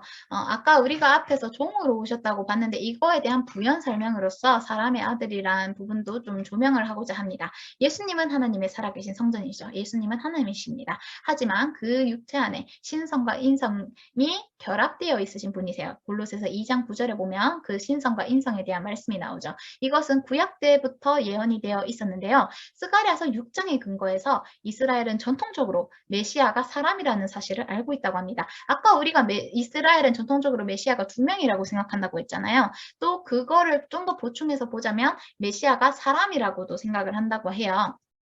그래서 여기 스가랴서 6장 12절 13절에서 보면은 이런 여호와의 전을 건축하고 제사장이 자기 자리에 앉으리니 둘 사이에 평화의 의논이 있으리라. 보라 하면서 12절 보라 싹이라 이름하는 사람이 자기 곳에서 돋아나서라고 했잖아요.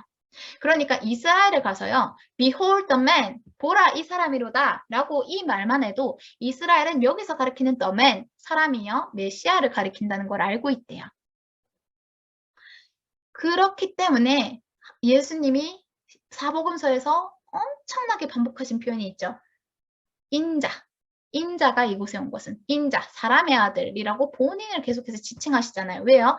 이스라엘에는 인자라는 말만 해도 그것이 메시아를 가리킨다는 걸 알기 때문에 예수님이 이스라엘에게 보라, 내가 그 인자다. 내가 너희들이 고대하던 그 메시아다. 라고 반복해서 알려주셨던 거죠. Behold the man 이라는 겁니다. 보라, 이 사람이로다. 내가 그 사람, 이스라엘이 고대한 메시아다. 라는 것을 요한복음 19장 5절, 7절, 14절, 19절, 마태복음 1장 1절, 누가복음 3장 38절, 요한복음 8장 58절에서 반복해서 말씀을 하십니다. 그러니까 이스라엘은 이미 메시아에 대한 충분한 지식이 있었어요. 그런데 알아보지 못했던 거죠. 그리고 더더욱 그렇기 때문에 예수님이 자기를 감히 그 메시아가 하나님이신 줄은 더더욱 알지 못했던 거죠. 너무나도 메시아가 사람이라고 생각했기 때문에 설마 그 위대하신 하나님이 인간의 몸으로 이 땅에 오셨을 줄은 상상도 못했던 거예요. 이거는 모든 인류에게 감추어진 비밀이었던 거예요. 그래서 이것에 대해 사도 바울도 내가 그 비밀을 깨달은 자인 것을 알리라라고 말하는 장면이 그 비밀이 뭐예요? 예수님이 이 땅에 사람으로 오셨다는 그 비밀 말하는 겁니다. 단 여기서 주의할 점은요. 마가복음은요. 예수님의 계보가 적혀있지 않습니다. 왜냐하면 마가복음은 종으로 오신 예수님께 초점을 맞추고 있기 때문이에요. 종의 신분은 계보가 필요하지 않아요. 우리나라도 마찬가지. 우리나라가 종 또는 하인, 노비가 무슨 족보가 있으니까 그런 것처럼 마가복음에서도 종으로 오신 예수님께 초점을 맞추고 있어서 족보를 적지 않았어요. 이거는 아더 핑크 목사님의 설명과 일치하죠. 아더 핑크 목사님도 마가복음은 예수님을 종으로 나타내는 그런 장이다라고 하시고 요한복음은 하나님의 아들로서 오신 예수님을 가리키고 있는데 마크 빌츠 목사님도 이와 동일하게 요한복음에도 예수님의 족보가 없는 이유는 요한복음은 예수님의 영원하신 신성에 초점을 맞추고 있기 때문입니다. 예수님이 하나님이시잖아요. 하나님이 족보가 어디 있습니까? 하나님은 그 자체로 영원토록 한 분이신데요. 그래서 마가복음과 요한복음에는 각기 다른 이유로 각기 다른 위치에 예수님을 나타내기 위해서 고의적으로 의도적으로 족보가 명시되어 있지 않다라는 것을 마크 빌츠 목사님은 설명을 하고 계십니다. 그리고 네 번째, 예수 그리스도는 반석으로 오셨죠. 고린도전서 10장 4절에서 그들을 따르는 신령한 반석으로부터 마셨음에 이 반석은 곧 그리스도시라 라고 하는데요. 이 마크 빌츠 목사님은 출애굽기 광야에서 이스라엘 백성을 따라다니던 그 물을 내는 반석이 예수님이셨다고 생각을 해요. 그런데 이 반석이 물리적으로 실제로 따라갔다고 생각을 해요. 그래서 이 구글에다가 죽음의 협곡 데스 밸리에서 움직이는 돌을 검색해 보라고 하시거든요. 그러면은 실제로 어떤 이렇게 움직이는 돌 관련된 사진들이 막 나온대요. 그래서 그들을 따르는 이라고 했을 때 이것은 실제로 물리적으로 따랐다라고 마크 빌츠 목사님은 믿으시고 그래서 이사야서 28장 16절 17절에서도 그러므로 주 여호와께서 이같이 이르시되 보라 내가 한 돌을 시온에 두어 기초를 삼았노니 곧 시험한 돌이요. 실제로 예수님이 그 사역을 시작하기 전에 40일 대속죄일 40일 전에 시험산으로 그 산으로 광야로 시험을 받으시러 광야로 가셔서 40일 동안 시험을 받으셨죠. 시험한 돌이요 귀하고 견고한 기초돌이라. 그것을 믿는 이는 다급하게 되지 아니하리로다. 하나님을 믿는 믿음은요 다급하지 않습니다. 그래서 잠잠할 수 있는 거예요. 회개는요 조급함으로 하는 것이 아닙니다.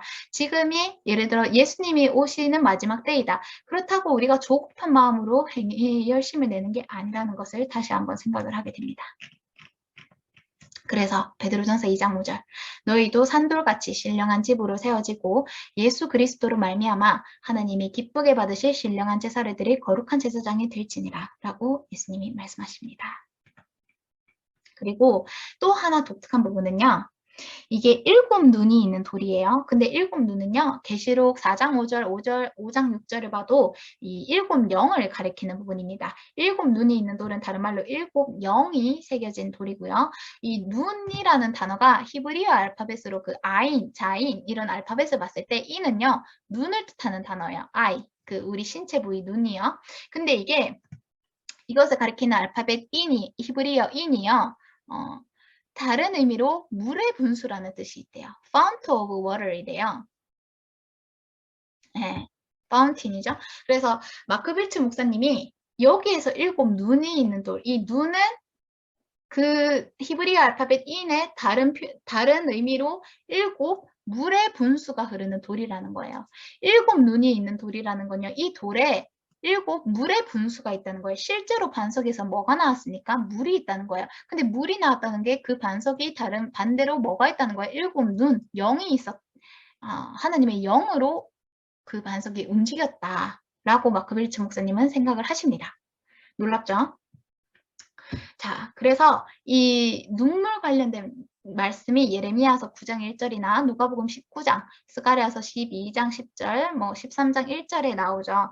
예수님이 눈물을 흘리시는 장면이 신약 곳곳에서도 나옵니다. 그리고 하나님께서 반석을 쳐서 물을 내라고 하셨는데 그것은 마치 예수님이 모세에게 반석이신 자기 자신을 때리라고 명하신 것과 같다는 거예요. 그리고 이 반석에서 물이 흘러나오는 장면은요. 마치 예수님이 탄식하며 눈물을 흘리는 장면과 꼭 같다는 겁니다. 이것이 히브리어 알파벳 인을 통해서 우리가 해석할 수 있는 부분입니다. 7 눈은 7 물의 분수, 이 7 물의 분수는 다른 말로 7 눈물이라고 볼 수가 있는 거죠. 그래서 창세기 21장 14절에 19절을 봐도요. 하갈은 광야 가운데 바로 그 자리에 있는 오아시스 물을 바라보는 영적인 눈이 없었어요. 요한복음 7장을 봐서도 예수님 당시에도요. 이스라엘은 바로 그 자리에 있는 물이 흐르는 반석, 즉 메시아이신 예수님을 알아보지 못했습니다. 하지만 물의 근원이신 예수님이 우리 안에 거하시게 되면 우리 배에서는 생수의 강이 흐르게 됩니다. 요한복음 19장의 말씀과 같이요. 그리고 이사야서 35장 1절 7절의 말씀과 같이 광야에 마침내 물이 흐르게 될 것인데 이때는 맹인이 눈을 뜰 것입니다. 그분을 알아볼 것이에요. 그리고 에스겔서 47장 3절에서 9절을 봐도 이 물은요. 열방에 충만할 것입니다. 아멘. 이 물 가운데서 그런 눈물을 흘리신 예수님, 물로서 생수의 근원이 되신 하나님, 그 부분을 막 묵상할 수 있는 장면입니다. 이 물은 하나님의 눈, 아이이기도 하고 또 눈물이기도 하다는 거죠. 그렇게 마크 빌츠 목사님이 해설을 하신 부분이 저는 흥미로웠습니다. 그리고 또 하나 제가 주목하고 싶은 부분은요. 스가랴서 3장 9절에 한 돌에 7눈이 있는데요. 또는 7 눈물이 있는데요. 내가 거기에 새길 것을 새긴다고 해요. 새길 것을 새긴대요. 예수님은 우리한테 뭐라고 말씀하셨습니까? 하나님이 나에게 명령할 것과 나에게 이를 것을 친히 명령하여 주셨으니 나는 스스로 말하는 것이 아니다. 라고 요한복음에서 계속해서 말씀하시죠. 왜요? 하나님이 거기에 새길 것을 새기셨기 때문이에요. 그러니까 예수님은 새겨진 말을 밖으로 꺼내신 겁니다. 자, 그리고 이 땅의 죄악을 하루에 제거하셨죠. 예수님이 십자가에서 죽으심은 죄에 대하여 단번에 죽으셨음입니다. 이것이 또한 대속죄를 가리키면서도 예수님의 십자가에서의 단번에 죽으심을 예언하는 장면이기도 합니다.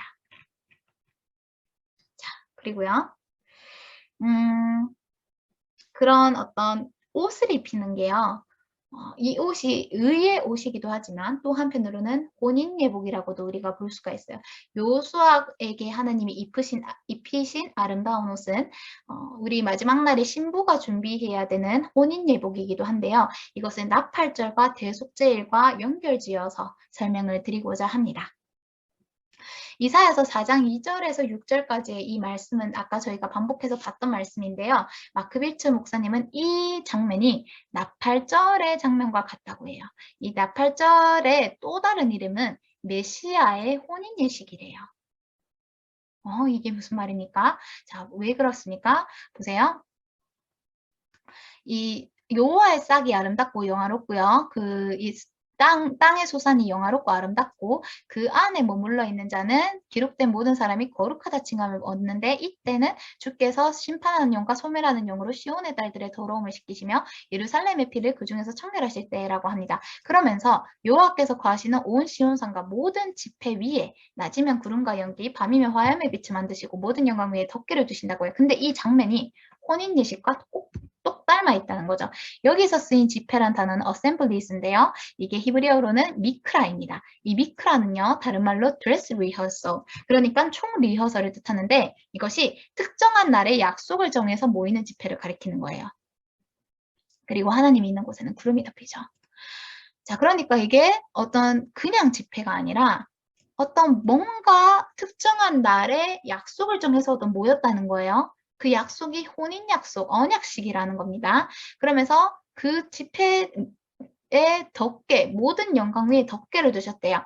영어로는 캐노피예요. 근데 이게 히브리어로는 후파라고 부르는 단어예요. 근데 이 후파가 어떤 단어냐면 혼인 예식에 쓰는 덮개를 후파라고 부른대요. 그 단어가 여기 이 덮개라는 단어로 쓰였다는 거예요.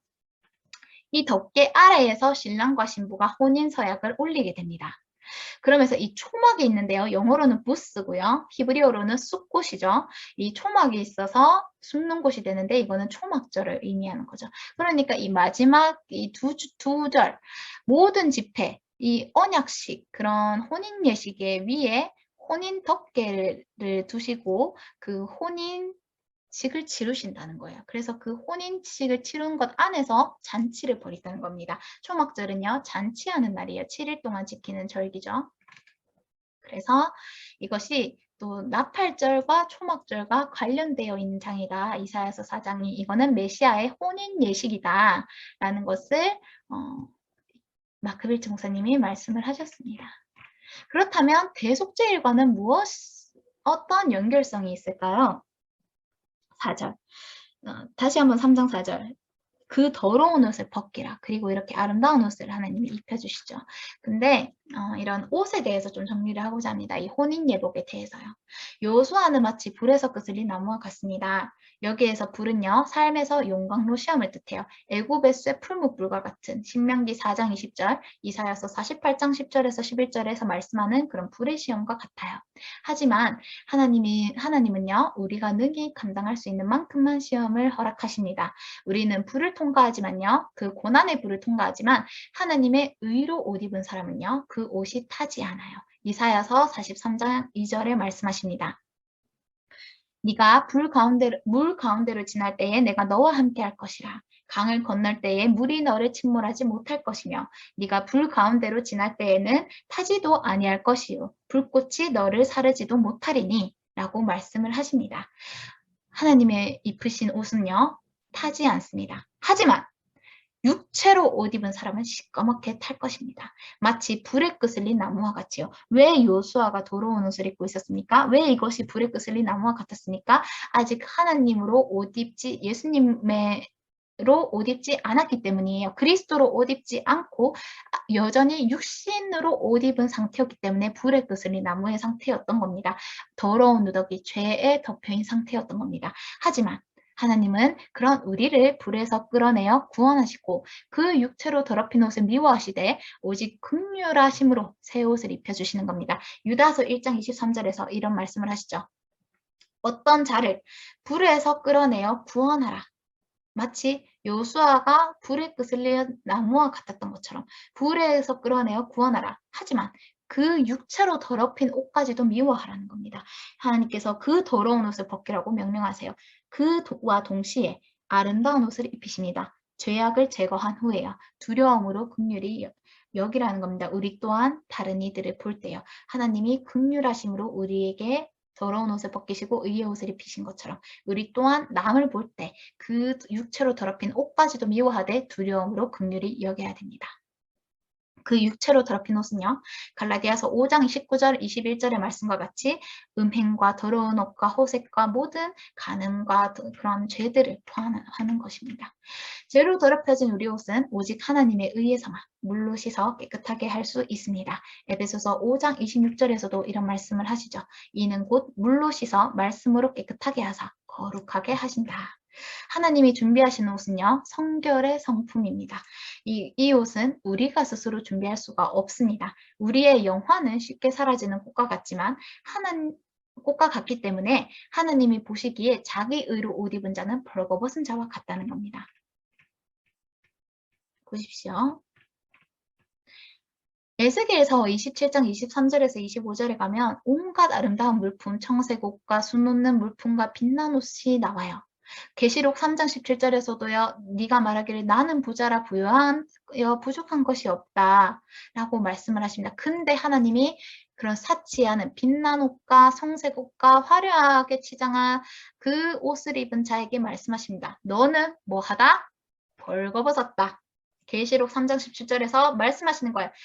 너는 너가 부자라 부여야 부족한 것이 없다느냐? 너는 지금 온갖 사치품으로 향락을 누리며 온갖 존귀한 옷을 입고 있느냐? 그런데 어떡하냐? 내가 보기에 너는 벌거벗은 자인데 너는 너가 공고한 것과 가련한 것과 가난한 것과 눈먼 것과 벌거벗은 것을 알지 못하는도다. 그런즉 어떻게 해라? 내가 너를 권하노니 내게서 불로 연단한 금을 사서 부요하게 하고 흰옷을 사서 입어 벌거벗은 수치를 보이지 않게 하고 안약을 사서 눈에 발라보게 하라는 겁니다. 하나님이 그렇게 하실 수 있도록 순복하라는 거예요. 그 금을 내가 주겠다는 거예요. 그 옷을 내가 입히겠다는 겁니다. 그 눈먼 것을 내가 안약으로 발라주겠다는 거예요. 그러니까 너는 나에게 너 자신을 맡기라는 겁니다. 나한테 순복하라는 거예요. 나에게 전적으로 나아오라는 거예요. 이것이 하나님이 말씀하시는 회개예요. 회개는요. 우리가 뭔가를 하는 게 아닙니다. 그 상태로 하나님께 나아가서 하나님이 주시는 그 금을 값없이 사라는 거예요. 나에게서 너희 목마른 자들아 물로 나아오라. 나아와서 값없이 물과 포도주를 사라고 하시는 분이십니다. 하나님은요. 애굽의 그런 완악한 바로 왕처럼 쓸 짚을 주지 않으면서 벽돌을 꾸으라고 하시는 분이 아니에요. 모든 우리에게 필요한 것을 예비하시고 다만 나에게로 나아오라고 하시는 겁니다. 하나님께는 우리가 필요한 모든 것이 예비되어 있습니다. 우리의 의는요. 오직 하나님에게서만 받아야 되는 겁니다. 혼인식에 초대받은 사람은 합당한 옷을 준비해야 합니다. 이것은 혼인 예복이죠. 이 예수님의 희생의 옷을 준비하지 못한 자들, 곧 이방인의 옷을 입은 자들은요. 거리로 쫓겨나 형벌을 받을 것이에요. 하나님이 우리를 위해 일을 행하시게 하기 위한 방법은요. 우리가 온전히 순복하는 겁니다. 하나님은 우리의 자유의지에 반해서 강제하지 않으십니다. 우리가 순복하기만 하면 주님은 에스겔서 36장 24절 29절의 말씀과 같이 놀라운 일을 우리에게 행하실 것이에요. 그래서 다시 한번 반복합니다. 스바냐 1장 7절 8절 주 여호와 앞에서 잠잠할지어다. 여호와께서 희생을 준비하시고 그가 청할 자들을 구별하셨습니다. 희생을 준비한 것도 우리가 준비하는 것이 아니에요. 하나님이 준비하셨어요. 마치 아브라함이 이삭을 번제로 제단에 바치려 할 때 그 순양을 하나님께서 친히 준비하셨던 것처럼. 그러면서 스바냐 1장 8절 여호와의 희생의 날에 내가 방백들과 왕자들과 이방인의 옷을 입은 자들을 벌할 것이며. 자, 방백들과 왕자들과 이방인의 옷을 입은 자들을 벌하신대요. 이방인의 옷을 입으면요. 벌해집니다. 육체에 썩어질 옷을 입은 자들은요. 그대로 멸망하는 거예요. 하지만 썩어지지 아니하는 영원한 하나님께서 오는 장막을 입는 사람들은요. 그 몸이 썩어지지 아니하고 하나님과 영원토록 함께합니다. 그것은 의의 옷이에요. 하나님의 성전은요. 부정한 자는 들어오지 못해요. 그래서 우리는 자기 두루마기를 날마다 빨아야 됩니다. 무엇을 위해? 생명나무에 나아가며 문들을 통해서 성에 들어갈 권세를 받기 위해서요. 왜요? 옷이 부정한 자는 들어가지 못하거든요. 그 말씀을 이제 이 네 번째 환상, 요수아의 환상을 통해서 하나님께서 말씀하고 계십니다. 여러분은 혼인 예복이 준비되어 있습니까? 여러분은 의의 옷이 준비되어 있습니까? 자, 가나의 혼인잔치에서와 같이 하나님이 언제든 오실 수 있도록 준비되어 있습니까? 라는 질문을 우리 스스로에게 던져볼 수가 있습니다. 혹시나 우리가 준비한 것이 나무나 풀이나 짚은 아닙니까? 그것이 불에 태워지는 재료로 만들어진 그런 공적은 아닙니까? 우리는 우리의 의로 더러운 누더기와 같지는 않습니까? 당신은 벌거벗지 않았습니까? 만약 그렇다면 하나님께로 나아오라는 거예요. 만약에 하나님 혹은 하나님이 입히신 그 의의 옷이 죄와 타락과 방종으로 더럽혀졌다면 말씀으로 깨끗게 하시는 그 하나님의 말씀 앞으로 나아오라는 겁니다. 그 말씀을 공부해서 하나님이 먹이시는 만나를 먹고 소생해서 다시 힘을 얻어 하나님의 길을 걸어가라는 겁니다. 할렐루야. 네, 이렇게 저희가 총 4가지 환상을 봤습니다.